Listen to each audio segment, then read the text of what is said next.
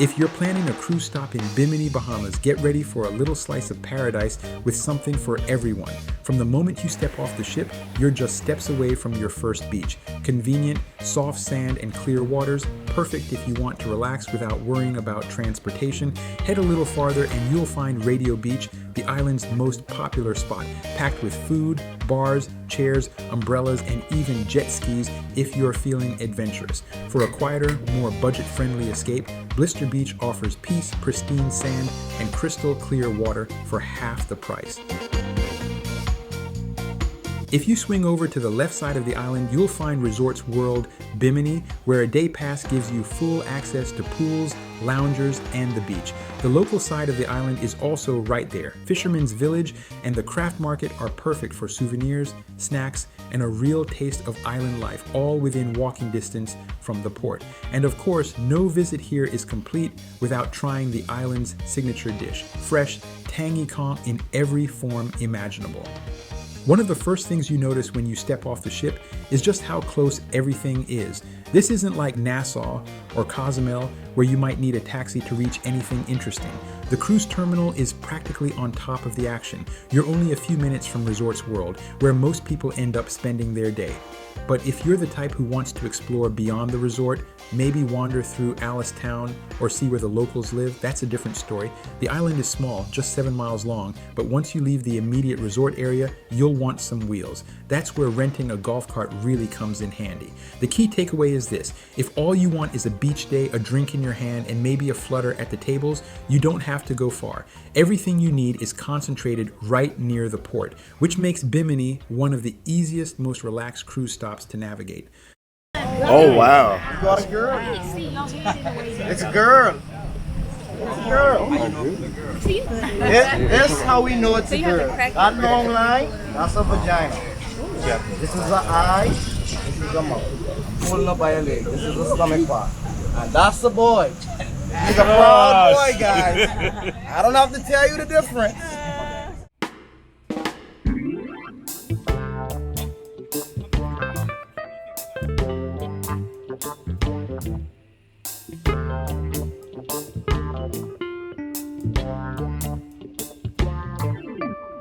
If you're coming to this island and planning to spend your day on the sand, Radio Beach is where most cruisers end up, and for good reason. This is the island's main beach, and it delivers that perfect Caribbean postcard moment. Soft, white sand, water so clear you can see your toes no matter how far out you go, and just enough activity to keep things fun without feeling overly crowded or commercial.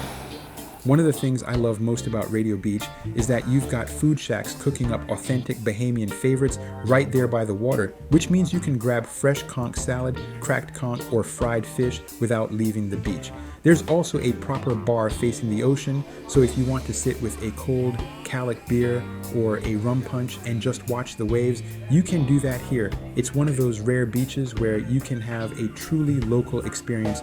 If you're a little more adventurous and want to get out on the water, there are plenty of options. Jet ski rentals are one of the most popular activities here. Prices are pretty consistent. Expect to pay about $120 for a half hour, $140 if you want to ride for 45 minutes, or $200 for a full hour. It's not the cheapest thing to do on the island, and the vendors here are set up for cruise ship crowds, so it's quick and easy to rent without a ton of paperwork or hassle. For those who'd rather relax, chair and umbrella rentals are available right on the sand. They're about $40 for 2 chairs and 1 umbrella for the entire day, which I think is fair, especially if you're sharing it with a friend or family member. And if you're the type who likes a little retail therapy with your beach day, you'll find some small shops nearby selling souvenirs, t-shirts, and beachy knickknacks. It's nothing fancy, but it's convenient if you want to grab something to remember your trip.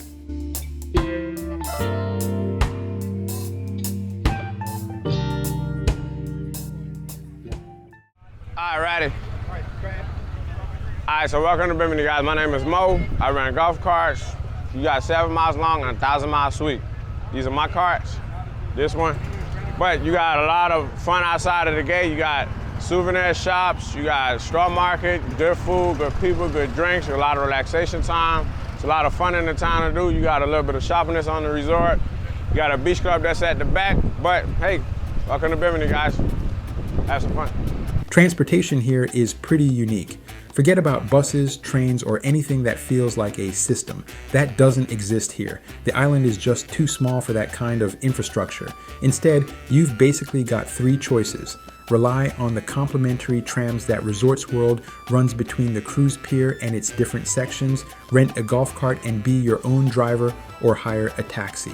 The tram is perfectly fine if you're staying close to the resort, but the golf cart is where the fun is. Renting one gives you total freedom to cruise down that one main road named Kings Highway and stop anywhere that catches your eye. You'll pass colorful houses, little roadside bars, stretches of beach where it's just you and the ocean, and eventually you'll reach Alice Town, which is the local hub. Driving a golf cart here feels like an adventure in itself because the whole place is so laid back. You're literally sharing the road with locals on bicycles, a few taxis, and other carts just like yours. Now, let me clear up a question that comes up a lot. Are there ride shares here? The answer is a hard no. There's no ride sharing at all. If you're used to just opening an app on your phone and a car magically appears, you'll want to reset your expectations before you arrive. Everything here is old school, meaning you either rent that golf cart, hop on the tram, or wave down a local taxi if you find one. Many cruisers default to renting a cart. This is just simpler, and it puts you in control of your day. Hi, okay, welcome to Bimini, guys. My name is Mo. I rent golf carts. You can take the cart. There's a hotel over there. You can stop at the hotel, get a map. You guys have fun in town. 3:30, 4 o'clock, whatever time you guys done, it doesn't matter. We'll be right back here. Yes, sir. All right. 12, 13, 22. If you're stressing about needing to exchange for local currency, don't.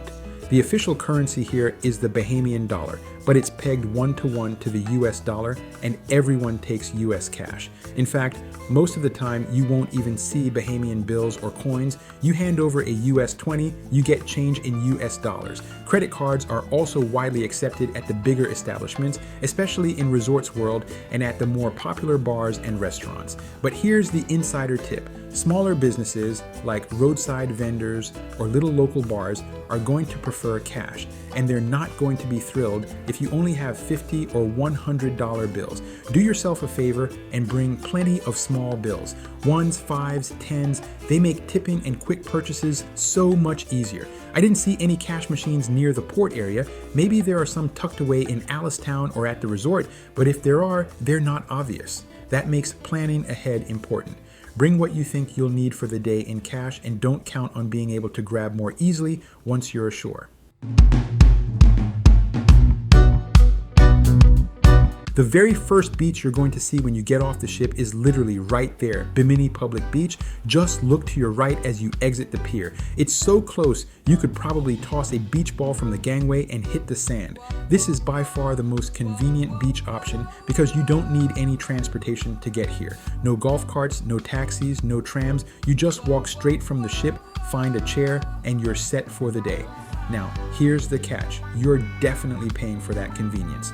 The prices for chairs and umbrellas here are the highest you'll find anywhere on the island. It's one of those you're already here, so why not situations. And they know it. You're not going to haggle or find a better deal just a few feet down the beach. But honestly, for some people, the price is worth it just to avoid dealing with transportation or worrying about making it back in time. And that's actually one of the best perks about this beach. You are right next to the ship. That means no stress about missing all aboard. You can literally keep an eye on the gangway from your beach chair if you want to. It's perfect for those days when you only have a few hours in port or if you're just not in the mood for logistics. As for the beach itself, it's actually pretty nice. The sand is soft, the water is that same crystal clear turquoise you came here for, and you've still got food and drink options nearby. It's definitely not the most glamorous or secluded spot on the island. You are sharing it with a lot of other cruise passengers. But if your goal is simply to relax, take a dip, and enjoy the view without going far, this beach gets the job done. I'm Alpheus. Welcome to Paradise Beach.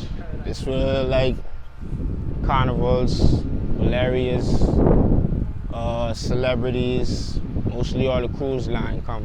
So what's the thing? Dish, the sweetest dish, but it's natural. If you eat natural, you're gonna get natural results out your body, you know? You know, Greasy food is not the food you're supposed to be eating. Saltwater fish, farming, like if you got your own fruits, vegetables, make your own dish, you know, that's the island life, you know.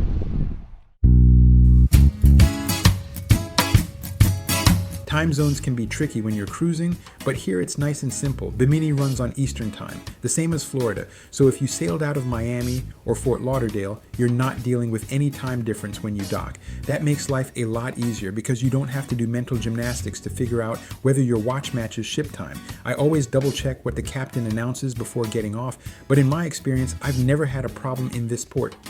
Here now is the golden question. How much time do you need to get back to the ship safely? Here's the beauty of being on such a compact island. The ship is never far away. Even if you've rented a golf cart and driven the length of the island to Alice Town, you're still only about 20 minutes from the pier. That's why I always tell people, even if you've only got a half-day stop here, you'll still have plenty of time to do a lot.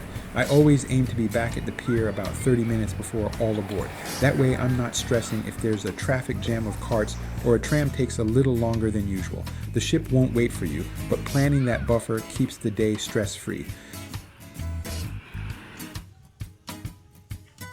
If you don't feel like taking the tram or renting a golf cart but still want to get off the ship and explore a bit, Fisherman's Village is a perfect option. It's within walking distance of the port, just a few minutes on foot, and it has a little bit of everything. There are retail shops where you can pick up souvenirs, a few casual food spots where you can grab conch fritters or fried fish, and even a bar where you can sit with a cold drink and enjoy the ocean breeze. It's a nice, easygoing stop if you don't have a lot of time in port or you just want to stay close to the ship.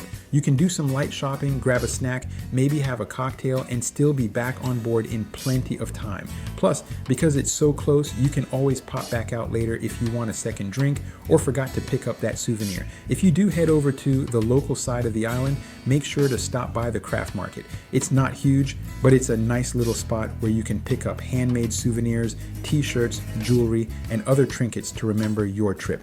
I found the prices to be fairly standard. Not the rock-bottom bargains you might find in some bigger Caribbean ports, but I took it as a chance to support the locals. For me, spending a couple extra dollars was worth it, knowing the money was staying right here on the island. If you're trying to save a little money or just want to see how the locals shop, there's also a small supermarket nearby. Don't expect a massive selection, but it's a great place to grab cold sodas, bottled water, or some snacks for much cheaper than you'd pay at the beach bars. I always find little stops like this fun. You get a glimpse of everyday life, and it's a nice way to stretch your budget if you're traveling with a family or planning to stay out on the beach all day. That's what I love about exploring Bimini. Yes, the beaches are stunning, that's a given, but there's also this laid-back, slightly quirky island vibe and a sense of history that makes it feel like more than just another beach day. You can make it as busy or as chill as you want. If you want to sit in a chair with a cocktail all day, go for it. If you want to explore, you can discover hidden beaches, see local life, and even grab some fresh conch salad from a roadside stand.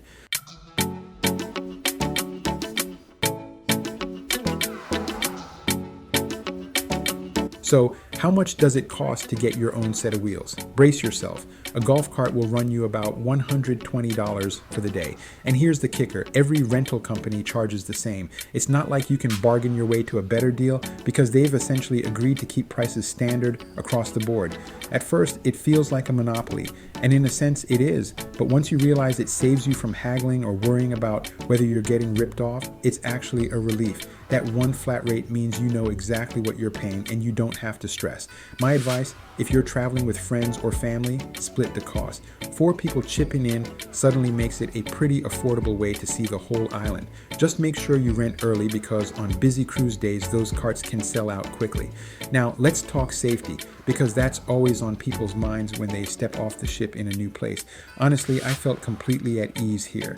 Right at the port entrance, there was a visible police presence.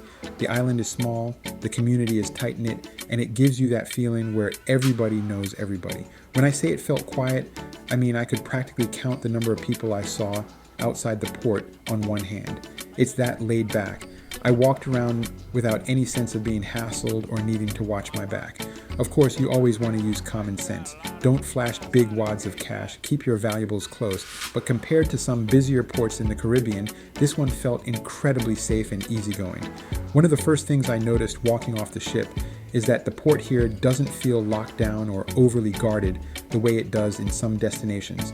The area is open, which gives it a really relaxed, welcoming vibe. You're not funneled through gates or walled off shopping plazas designed to trap you into spending money before you even get a glimpse of the island.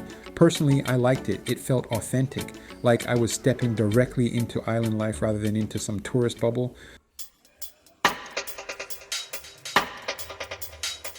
When it comes to exploring Bimini, you really don't need to book a cruise line excursion unless you want someone else to handle the logistics for you. This island is small, easy to navigate, and safe, so doing a DIY tour is simple and stress-free. There's not an overwhelming hustle or aggressive vendors the moment you step off the ship, so you can just take your time, wander around, and discover beaches, shops, and local spots at your own pace. As for families with kids, couples, or even solo travelers, the best excursion on Bimini is honestly just enjoying the beaches and sampling the local food. Whether it's lounging under an umbrella, swimming in clear turquoise waters, or grabbing some fresh conch salad, this is an island where the simple pleasures are the best experiences. If you want more of a sit-down meal, head toward Alistown, where you'll find some small restaurants and bars. Big John's and Edith's are two local favorites where you can grab a proper meal, sip a rum punch, and maybe even chat with some of the locals. And if you're staying near Resorts World, you've got even more options, from casual pizza spots to fancier seafood restaurants overlooking the marina. And if you're feeling adventurous, ask for a splash of local pepper sauce. They take their spice seriously, so start with just a drop or two. One tip: bring cash, preferably small bills. While many places take cards, cash is faster, and it makes it easier to buy from roadside vendors who may not have card readers. Plus, tipping is appreciated and goes a long way here. There are actually several other beaches scattered all around the island if you feel like exploring a bit. Some of them don't even have official names. They're just stretches of soft sand and turquoise water waiting for you to discover. That's part of what makes this stop so fun. You can make it a bit of an adventure, hop in a golf cart, and just drive until you find a spot that calls your name. There's really only one main road that runs the length of the island, so it's basically impossible to get lost. Everything flows off that single road. Beaches, bars, little clusters of shops, so you can take your time and see what catches your eye. Driving around is an experience in itself because Bimini is tiny, just a few miles long, and super narrow. In fact, you can drive from one end to the other in under half an hour, which means you can cover a lot of ground even if you're only in port for a short time. This is why I always recommend renting a golf cart if you want to do more than just one beach. It gives you total freedom to stop anywhere, grab a drink at a beach bar, take some photos, and find your own quiet little slice of paradise. And while you're cruising around, it's hard not to feel the history here. Bimini has such a cool backstory. It's been called the gateway to the Bahamas because it's the closest Bahamian island to the US, just about 50 miles from Miami. It was a favorite fishing spot for Ernest Hemingway, who spent time here in the 1930s, and you can still find little tributes to him on the island. There are even some shipwrecks you can spot just offshore if you're into snorkeling or diving.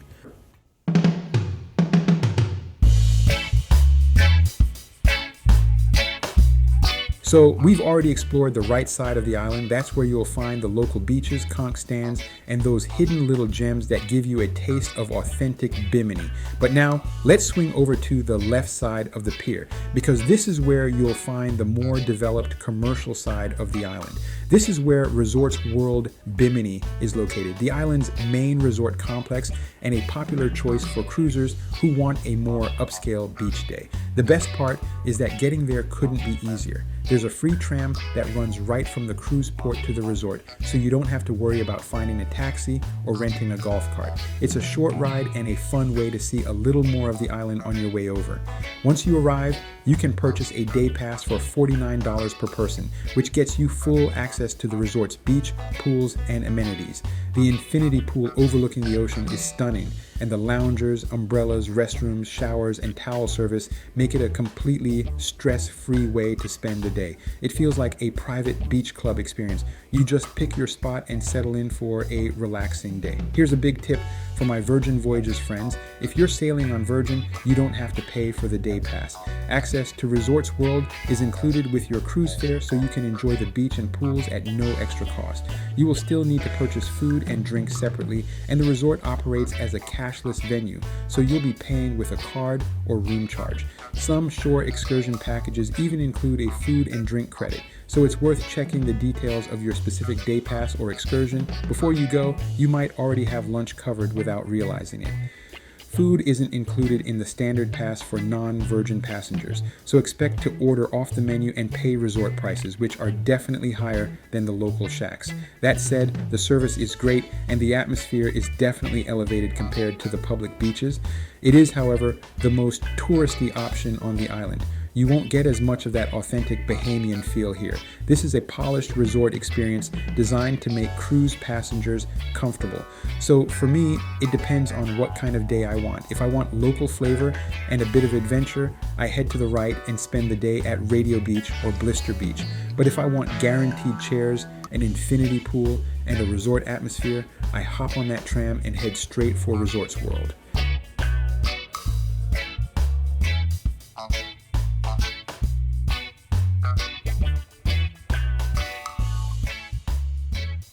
Wants to be brave and take the conch out the ship? Anybody want to take the conch out the ship? Nobody? Nobody? Want to take it out? The next big thing you absolutely have to experience here is the food. And if you only try one thing, it has to be conch.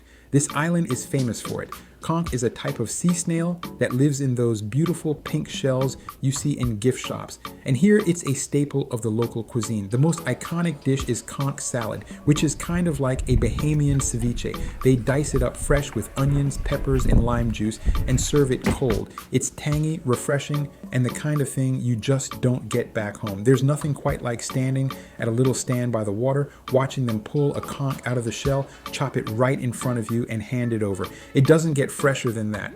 If raw seafood isn't your thing, don't worry. There are plenty of other ways to try it. You can get cracked conch, which is battered and fried and honestly tastes a lot like calamari. It's crispy, salty, and perfect with an ice-cold beer. Conch fritters are another must-try. They're like little hush puppies with chunks of conch mixed in. It's the ultimate beach snack, and it's not just conch. You'll find fried fish, lobster, fresh caught snapper, and of course jerk chicken and rice and peas. That's the Bahamian comfort food.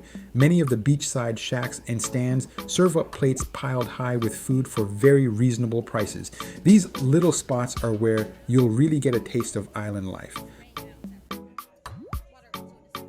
Now, while Radio Beach is the big star that everyone talks about, we actually decided to try something different on this trip and headed over to Blister Beach. And honestly, I'm so glad we did. This spot is kind of the quieter cousin to Radio Beach. It's just up the road, still easy to get to if you have a golf cart or taxi, but it doesn't draw nearly the same crowd. That means you get this wide, beautiful stretch of sand with far fewer people, and you can actually hear the waves without the background noise of jet skis buzzing by every 5 minutes. The vibe here is completely different. Slower, more peaceful, and honestly a bit more local. It felt like we had stumbled onto a secret spot.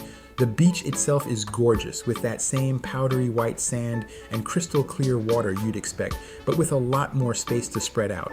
We were able to grab 2 lounge chairs and an umbrella for just $20 for the whole day, which is literally half the price of Radio Beach. That was such a win because we didn't feel like we were on the clock trying to get our money's worth. We could relax, take our time, and not stress if we only stayed a couple of hours. The one trade-off is that Blister Beach doesn't have quite as many amenities as Radio Beach. There aren't as many food vendors right there on the sand, so you might want to grab a snack or a drink before you head over, or bring something with you. But honestly, that was part of the charm. It kept the whole experience mellow and free of the usual beach hustle.